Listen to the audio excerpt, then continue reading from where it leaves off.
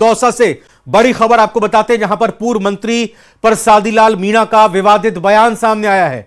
उन्होंने कहा है कि कोई अधिकारी अपने लोगों का काम नहीं करे उसे भगा दो, दफ्तर से बाहर निकाल दो, अपने हाथों से अपने ही लोगों का कत्ल मत करो। तो यह विवादित बयान पूर्व मंत्री प्रसादी लाल मीणा का सामने आया है। उन्होंने बयान देते हुए कहा है कि कोई अधिकारी अपने लोगों का काम नहीं करे तो उसे भगा दो। उन्होंने आगे कहा कि दफ्तर से बाहर निकाल दो और यह भी कहा कि अपने हाथों से अपने ही लोगों का कत्ल मत करो। हमारा बनता है, फिर हमारे बनेंगे सारे, ये मान लो हमारे बनेंगे, फिर एमएलए क्यों नहीं बनाते? इनको हम बनाते हैं, ये हमको क्यों नहीं बनाते?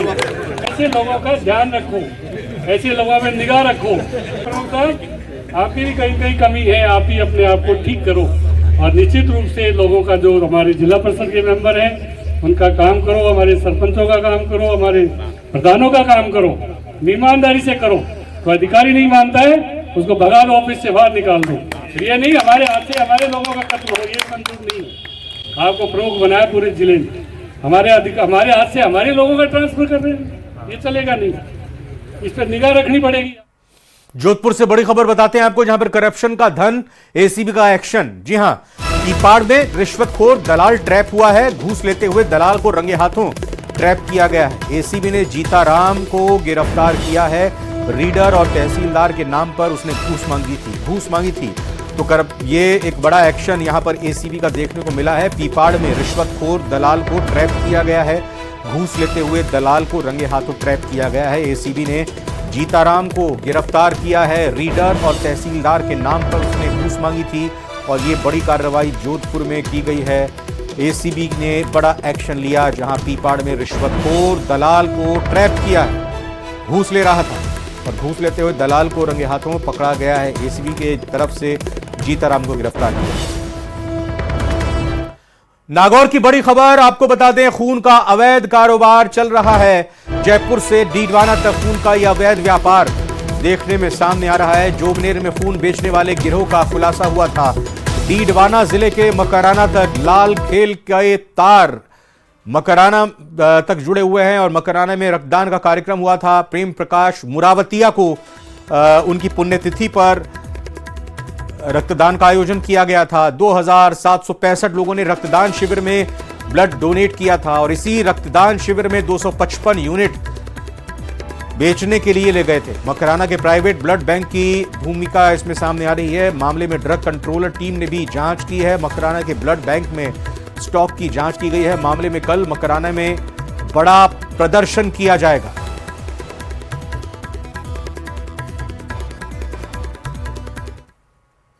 कोई एक सा मुकदमा दर्ज हुआ है जिसमें ऐसी बात आई कि मकराने की कोई एक क्रेटा कार में लगभग 255 ही याद है मुझे, खून की जो पैकेज थे वो पकड़े गए और उसमें ऐसा समाचार आया कि भाई ये लोग मकराने के थे।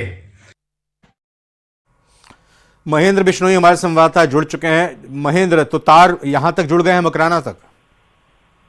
देखिए, बिल्कुल इस पूरे प्रकरण का सबसे हैरान करने वाला पहलू यही है कि पूर्व एमएलए ने अपने छोटे भाई की पुण्यतिथि के मौके पर यह रक्तदान शिविर रखा और सबसे बड़ी बात यह रही कि पूर्व विधायक के इस कार्यक्रम में राज्य मंत्री विजय सिंह चौधरी ने खुद रक्तदान किया कि यहाँ पहुंचे। इतने बड़े आयोजन में कुछ हिस्सा इसका 255 यूनिट बेचने के लिए लोग ले जा रहे थे। अब इस पूरे प्रकरण में पूर्व एमएलए ने तो अपील की ही पुलिस प्रशासन से कि ऐसा किया जाए। साथ में कल मकराना में सर्व समाज ने एक बड़ा प्रदर्शन भी रखा है कि लोग जरूरतमंदों के लिए ये ब्लड डोनेट। धन्यवाद आपका, बहुत बहुत शुक्रिया इस जानकारी के लिए। कोटा की बड़ी खबर, हिस्ट्री शीटर की अवैध संपत्ति पर बुलडोजर चला है। कोटा पुलिस और वन विभाग की टीम ने संयुक्त कार्रवाई करते हुए ये हिस्ट्री शीटर की अवैध संपत्ति पर बुलडोजर चलाया गया है। 150 पुलिस जवान समेत कई अधिकारी इस दौरान मौजूद रहे। हिस्ट्री शीटर पर गंभीर धाराओं में 18 मामले दर्ज हैं। हिस्ट्री शीटर की अवैध संपत्ति पर देखिए किस तरह से गरजा बुलडोजर और पीला पंजा चला है कोटा में। कोटा पुलिस और वन विभाग की टीम ने संयुक्त रूप से इस कार्रवाई को अंजाम दिया। 150 पुलिस जवान समेत कई अधिकारी इस दौरान मौजूद रहे। हिस्ट्री शीटर पर गंभीर धाराओं में 18 मामले दर्ज भी हैं।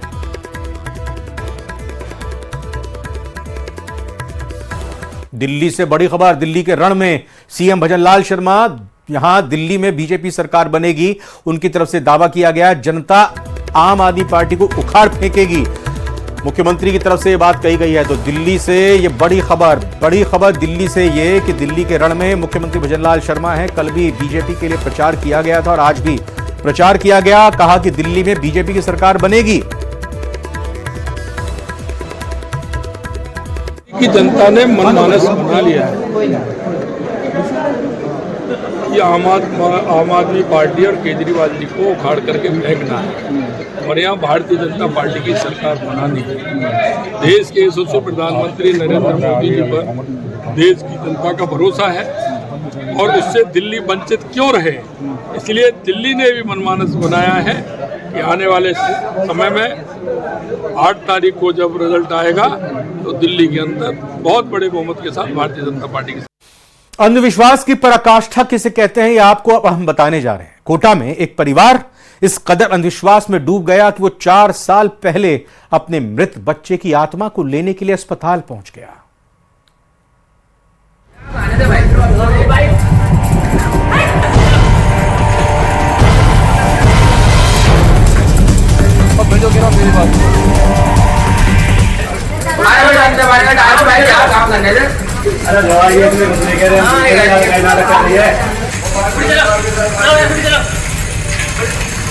अंधविश्वास और तंत्र मंत्र का काला खेल। जूते उतारे, पानी पिलाया और माथा टेका।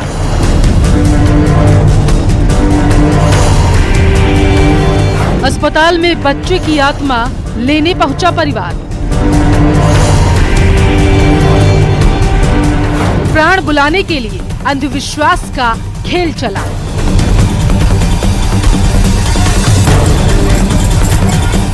अस्पताल में महिला जोर जोर से हाथ हिला रही है, तेज आवाज में चिल्ला भी रही है। दूसरी महिला जमीन पर माथा टेक रही। पति बगल में हाथ जोड़कर खड़ा हुआ है। लोग मना कर रहे, लेकिन उसको कोई फर्क ही नहीं पड़ता और वो अपने काम में लगी हुई।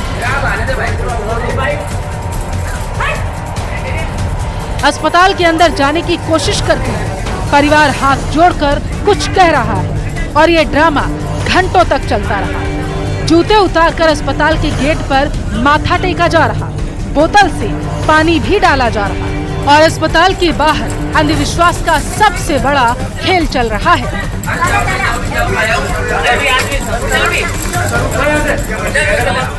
बच्चे की आत्मा लेने के लिए एक परिवार पहुंचा। जी हाँ, आपने सही सुना।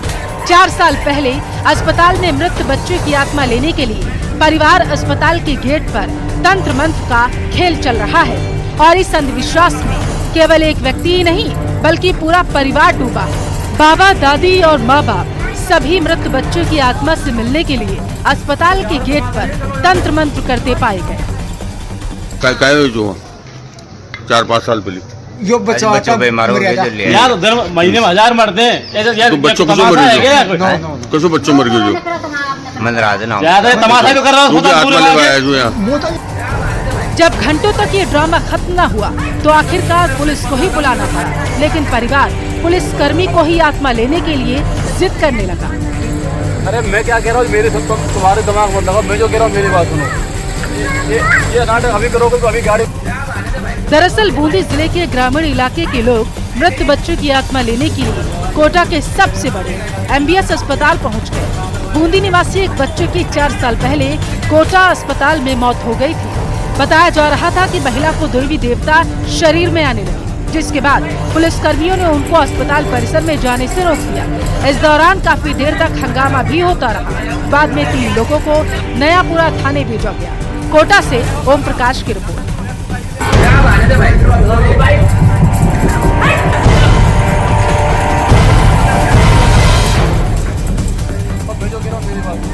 ये ब्रेकिंग न्यूज, बड़ी खबर जयपुर से, जहां पुलिस ने बदमाशों की हेकड़ी निकाल कर रख दिया। पुलिस ने बदमाशों की परेड निकाली है। परेड कराते हुए घटनास्थल तक लेकर पुलिस गई है। गुरु नानक कॉलोनी में 2 दिन पहले कारोबारी किशन के घर पर वारदात हुई थी। किशन की पत्नी कंचन पर जानलेवा हमला करके 26 लाख रुपए की लूट की वारदात को अंजाम दिया था। गारमेंट कारोबारी के घर में 26 लाख की लूट की वारदात को अंजाम दिया था। ब्रह्मपुरी इलाके में इस वारदात को अंजाम दिया गया था। कारोबारी की पत्नी पर हमला करके ये लूटपाट की गई थी और आज सारी हेकड़ी निकाल दी पुलिस ने इनको गिरफ्तार करने के बाद, जब बीच सड़क पर इनका हाथ पकड़कर इनकी परेड निकाली गई। लोगों में ये भरोसा जताया गया कि पुलिस है और कानून व्यवस्था अगर बिगाड़ने की कोई हिमाकत करता है तो फिर उसका हश्र, उसका हाल ये होगा। कानून के हाथ उस तक पहुंचेंगे, पुलिस उसको पकड़कर जेल में डालेगी। और यही तस्वीर दिखाई दी ब्रह्मपुर इलाके में पिछले दिन हुई वारदात को अंजाम देने वाले इन आरोपियों के साथ। जयपुर पुलिस ने अवैध रूप से रहे रोहिंग्या और बांग्लादेशियों के खिलाफ बड़ा एक्शन लिया है। पुलिस ने ऐसे 500 लोगों को हिरासत में लिया है जो अवैध रूप से रह रहे थे। जिन लोगों को हिरासत में लिया गया उनमें हार्डकोर अपराधी और संदिग्ध भी शामिल हैं।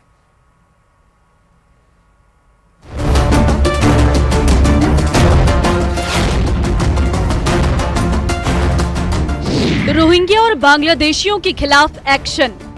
जयपुर पुलिस की हिरासत में 500 संदिग्ध। साउथ और नॉर्थ जिले में की गई कार्रवाई।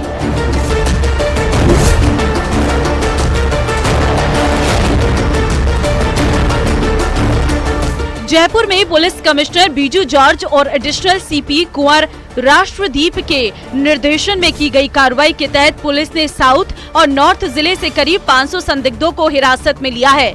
अवैध रूप से जयपुर में रह रहे बांग्लादेशी और रोहिंग्या नागरिकों के खिलाफ पुलिस ने बड़ा एक्शन लिया है। इस कार्रवाई के दौरान नॉर्थ जिले में 250 से अधिक बांग्लादेशी पकड़े गए।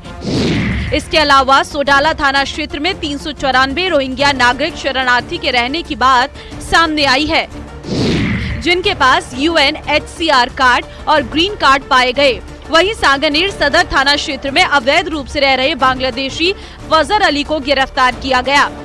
आजकल के रिसेंट क्राइम्स हुए हैं, अपराध हुए हैं, जिनमें बाहर के लोग जो यहाँ आके बस जाते हैं और वो गलत अपने कोई आईडी प्रूफ बना लेते हैं या अपने रिश्तेदारों के पास गलत तरीके से, अवैध तरीके से रुक जाते हैं और यहाँ उनका कोई सोर्स ऑफ इनकम ऐसा कुछ नहीं है, पर अपराध से अपना जीवन यापन कर रहे हैं। तो इसके हम पीछे पड़ना चाहते थे और इन तरह के लोग जो अवैध तरीके से यहाँ रह रहे हैं, वो बांग्लादेशी हो या और भी किसी कंट्री से हैं जो यहाँ रह के अपराध कर रहे हैं, तो इनके खिलाफ हमने ये कार्रवाई की है। जयपुर पुलिस की माने तो ये कार्रवाई जनता के मन में विश्वास बनाने और अपराधियों के मन में डर पैदा करने के लिए की गई है। पुलिस की माने तो हिरासत में लिए गए लोगों के खिलाफ जांच के बाद कानूनी कार्रवाई की जाएगी। हमारे पास में बहुत सारे पॉकेट्स हैं जिनको लेकर के लगातार ये सूचनाएं आती रहती हैं कि वहां पर अचानक बहुत से लोग बाहर से आकर के रहने लग गए हैं, बस गए हैं। उन जगहों पर कौन लोग हैं जो बाहर से आकर बसे हैं, उनके पास कोई आइडेंटिटी है या नहीं, और वो कहां से आए हुए हैं, इस बात को चेक करने की प्रोसेस में रेड्स की कार्रवाई की गई है और लोगों को लेकर के आया गया है। जिनके बारे में हमें उनकी आइडेंटिटी क्लियर हो गई है उन्हें घर जाने दिया गया है। जिनकी आइडेंटिटी को लेकर कोई इशू है या फिर जिनके डॉक्यूमेंट्स अभी क्लियर नहीं है, उनको 151 में 170 में बंद किया गया है। उनके बारे में हम ये चेक करेंगे कि कहीं वो बाहर से आए हुए व्यक्ति तो नहीं है, कहीं वो बांग्लादेशी या अवैध रूप से किसी अन्य देश से आकर के यहाँ अचानक निवास तो नहीं करने लगे। ये सब चीजें क्लियर करने के लिए ही ये रेड्स की कार्रवाई की जाए। दरअसल हाल ही के एक रिपोर्ट में खुलासा हुआ कि जयपुर में हजारों बांग्लादेशी अवैध रूप से रह रहे हैं, जो रोहिंग्या पेंशन और राशन का लाभ लेने के साथ चुनावों में हिस्सा ले रहे थे। इसके बाद से ये जयपुर पुलिस के रडार पर थे। जयपुर के सोडाला इलाके में 394 से ज्यादा रोहिंग्या यहाँ पर रह रहे हैं। हालांकि उनके पास ग्रीन कार्ड भी मिला, ऐसा पुलिस का दावा है, लेकिन फिर भी पुलिस इन सभी के डॉक्यूमेंट्स को गहनता से पड़ताल कर रही है। कैमरा पर्सन अविनाश के साथ विष्णु शर्मा, न्यूज 18 राजस्थान, जयपुर। जयपुर की खबर आपको बताते हैं। 31 जनवरी से बजट सत्र की शुरुआत होनी है विधानसभा के, और बजट से पहले वासुदेव देवनानी की एक पहल भी सामने आई। विधानसभा अध्यक्ष ने सर्वदलीय बैठक बुलाई है। कल सुबह 11 बजे सर्वदलीय बैठक बुलाई गई है। विधानसभा में सर्वदलीय बैठक होगी, तो ये एक बड़ी पहल है ताकि बजट सत्र में विधानसभा में बेहतर तरीके से चर्चा हो सके। यही पहल मानी जा सकती है और यह एक अच्छी पहल विधानसभा अध्यक्ष वासुदेव देवनानी की तरफ से कल यानी 31 यानी कल की तारीख को ये बैठक बुलाई गई है और 31 जनवरी से होना है बजट सत्र, और उससे पहले सभी दलों को बुलाया गया है। आइए बैठिए, बातचीत करिए और ये तय किया जाए कि जनता के हितों पर ही बात होगी, मुद्दों पर ही आगामी सत्र में बात होगी, हंगामा नहीं किया जाएगा, काम को ठप नहीं किया जाएगा। 31 जनवरी से सोनी विधानसभा का तीसरा सत्र प्रारंभ हो रहा है और उसके लिए हमने जो व्यवस्थाएं करनी चाहिए वो की हैं। जैसे प्रवेश और एग्जिट दोनों के हमने गेट भी अलग किए हैं। पत्रकारों के लिए पिछली बार की तरह सारे जहाँ फव्वारे हैं उसके हमने उनके बैठने की सारी व्यवस्था सुनिश्चित है और बाकी जो चीज़ें आवश्यक हैं सब हमने कर ली है। और मुझे लगता है कि कल सर्वदलीय बैठक है, उसमें सारे मुद्दों पर हम चर्चा करेंगे। मुझे उम्मीद है कि पक्ष और विपक्ष दोनों उससे सहयोग करेंगे।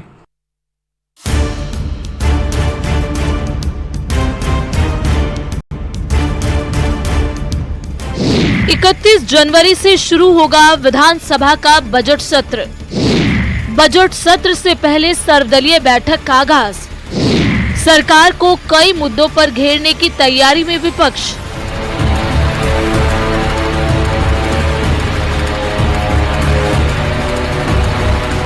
सोलहवीं विधानसभा का बजट सत्र 31 जनवरी से शुरू होने जा रहा है। इस बार का बजट सत्र बेहद खास है।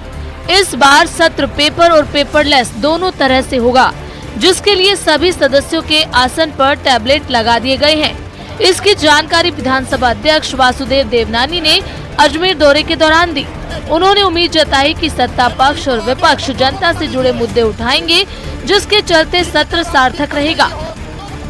राजस्थान का बजट सत्र शुरू होने वाला है और बजट सत्र के अंदर हम जिन बातों को लेकर के बीजेपी सत्ता में आई और जो मैनिफेस्टो में इन्होंने लिखा, जो डायलॉग इन्होंने दिए, उस पे इन्होंने कोई चर्चा नहीं की। क्राइम की बात थी, पेपर लीक की बात थी और 10 तरीके की बातें इन्होंने अपने चुनाव से पहले कही और एक भी बात यहाँ तक कि इन्होंने क्राइम वाले मुद्दों पे विधानसभा में चर्चा भी नहीं की। विधानसभा सत्र को लेकर के हमारी पार्टी के तमाम नेताओं ने, तमाम विधायकों ने बड़ी तैयारी की है। 13 महीने बीत जाने के बाद भी प्रदेश में जो हालात बने हैं बड़े चिंताजनक हैं। 400 विद्यालय बंद करने का काम किया, समीक्षा के नाम पर जिलों को तोड़ने का काम किया। प्रदेश में महिला अत्याचार चरम सीमा पर है, दलितों पर आए दिन अत्याचार हो रहा है। हम कांग्रेस पार्टी के तमाम नेता मिलकर के सरकार को घेरने का काम करेंगे, प्रदेश की जनता के हित में काम करे, इसके लिए उसको विवश करेंगे। बजट सत्र के पहले 29 जनवरी को सर्वदलीय बैठक बुलाई गई है, जिसमें सभी विधायकों से अहम मुद्दों पर बातचीत होगी। इसके अलावा 30 जनवरी को बीजेपी विधायक दल की बैठक भी होगी। ये बैठक सीएम की अध्यक्षता में उनके आवास पर 30 जनवरी दोपहर 2 बजे बुलाई गई है। जानकारी की माने तो बैठक का मुख्य मुद्दा 31 जनवरी से शुरू हो रहे बजट सत्र की तैयारियों की समीक्षा करना है। विपक्ष की तरफ से उठाए जाने वाले संभावित मुद्दों पर चर्चा करना, साथ ही सरकार के 1 साल के कामकाज पर भी चर्चा करना होगा, ताकि विधायक सदन में पूरी तैयारी के साथ आएं और विपक्ष के आरोपों का जवाब दे सके। 31 जनवरी से विधानसभा का सत्र प्रारंभ हो रहा है। विधानसभा को पेपरलेस किया गया। पेपरलेस कार्रवाई के लिए सभी विधायकों को प्रशिक्षण दिया गया। सभी 200 विधायकों के स्थान के ऊपर टैबलेट लगाया गया, परंतु अभी और अभ्यास की आवश्यकता है। अब की बार सत्र पेपर और पेपरलेस दोनों तरह से होगा। पक्ष विपक्ष मिलकर जनता के मुद्दे उठाएंगे और उम्मीद है ये बजट सत्र प्रदेश के लिए वरदान साबित होगा। बजट सत्र की शुरुआत राज्यपाल के अभिभाषण से होगी, जिसके बाद 3 से 6 फरवरी तक उनके अभिभाषण पर सदन में चर्चा होगी। मुख्यमंत्री भजनलाल शर्मा 7 फरवरी को बहस पर जवाब देंगे। इसके बाद 19 फरवरी को बजट पेश किया जाएगा। बहरहाल पेपरलेस बजट सत्र को देखते हुए सामूहिक रूप से विधायकों को ट्रेनिंग दी जा रही है। अब देखने वाली बात ये होगी कि बजट से पहले सत्ता पक्ष और विपक्ष की रणनीति सत्र के दौरान कितनी कारगर साबित होती है। भाजपा विधायक दल की बैठक सीएमआर में होगी तो वहीं 30 तारीख को ही कांग्रेस विधायक दल की बैठक विधानसभा के नापक्ष लॉबी में होगी। यानी ये सत्र काफी हंगामेदार रहेगा, लेकिन माना यह जा रहा है कि सर्वदलीय बैठक में किसी तरह की सम्मति और किसी तरह के गतिरोध को रोकने के लिए पहले से ही तैयारी की जा रही है। कैमरा पर्सन अविनाश के साथ सुधीर शर्मा, न्यूज़ 18 जयपुर। दिल्ली दौरे पर है मुख्यमंत्री भजनलाल शर्मा और दिल्ली चुनाव को लेकर सीएम ने बैठक की है। राजस्थान के पार्टी पदाधिकारियों के साथ सीएम ने बैठक की है। केंद्रीय मंत्री भूपेंद्र यादव भी इस दौरान बैठक में शामिल हुए। बैठक में दिल्ली चुनाव को लेकर रणनीति पर चर्चा हुई है। संगठनात्मक विषयों पर भी बैठक में चर्चा हुई है। कैलाश चौधरी, भगीरथ चौधरी, दीप्ति माहेश्वरी इस दौरान बैठक में मौजूद रहे हैं।